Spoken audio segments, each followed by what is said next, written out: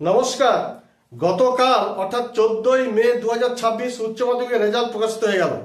তো যে সমস্ত ছাত্রছাত্রীরা পাস করে গেছো অথচ তোমরা মনে করছো যে কোনো সাবজেক্ট আমার একটা নাম্বার কম হয়েছে, সেই ক্ষেত্রে তোমরা কিন্তু পিপিএস করবে। আর যে সমস্ত ছাত্রছাত্রীরা কয়েকটা নাম্বারের জন্য হয়তো ফেল করে গেছো, তোমরা কিন্তু যে সাবজেক্টে ফেল করে গেছো তোমরা কিন্তু সেক্ষেত্রে কি করবে, পিপিআর করবে। এবার পিপিএস করলে কি হয় সেটা তোমাদের বলে দিই। পিপিএস এ কি হয়, তোমাদের যে প্রশ্নের যে উত্তরগুলো লিখেছো তার তো নাম্বার দেওয়া হয়েছে, সেই নাম্বারের টোটালটা কিন্তু যোগ করা হয়। যদি যোগে যদি ভুল থাকে, যদি বাড়ে, তাহলে বাড়ার নাম্বারটা পেয়ে যাবে। আর যোগ যে নাম্বারগুলো যোগ করার পর যদি টোটাল যদি একরকম থাকে তাহলে সেই নাম্বারটা থেকে যাবে। এটা হচ্ছে পিপিএস। আর পিপিআরটা কি না, পিপিআরটা হচ্ছে যে প্রথম থেকে শেষ পর্যন্ত কিন্তু খাতাটাকে আবার রিচেক করা হয়। তুমি যে প্রশ্নের উত্তরগুলো রেখেছো হয়তো ভালো লিখেছো, হয়তো সেই জায়গায় তোমার 3 নাম্বার পাওয়ার কথা, হয়তো তোমাকে 2 দেওয়া হয়েছে বা 1 দেওয়া হয়েছে। এবার যিনি খাতা দেখেছিলেন তিনি তো আর খাতা দেখবেন না, অন্য স্যার খাতা দেখবেন। সেখানে যদি তোমাকে 2-1 নাম্বার যদি দেওয়া যদি প্রয়োজন মনে করে, তাহলে সেখানে 2-1 নাম্বার দেওয়া দিতে পারে। এরকম করে তোমার পুরো খাতাটা চেক করা হবে যে তুমি যদি যথাযথ লিখেছো অথচ নাম্বার কম পেয়েছো, সেখানে যদি নাম্বার দেওয়ার জায়গা থাকে তাহলে নাম্বার দেওয়া হয়। এবার তাহলে সেক্ষেত্রে কি হয়, নাম্বারটা বেড়ে যায়। তবে একটা কথা মনে রাখবে, পিপিআর বা পিপিএস যাই করো না কেন, নাম্বার কিন্তু বাড়ে, নাম্বার কিন্তু কখনো কমে না। এবার তোমাদের একটু বলে দিই যে পিপিএস এবং পিপিআর তোমাদের ডেট কবে থেকে কত তারিখ পর্যন্ত চলবে।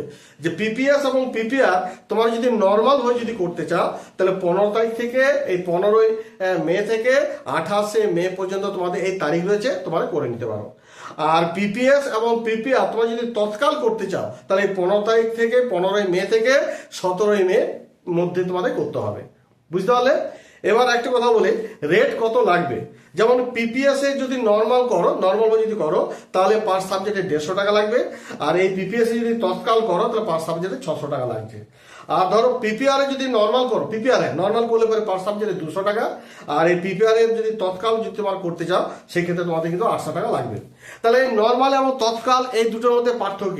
যদি তোমার নর্মাল যদি ভাবে করো তাহলে তোমাদের যে অ্যান্সারটা তোমার যখন করবে তার উত্তরটা আসতে কিন্তু প্রায় 1 মাস সময় লেগে যায়।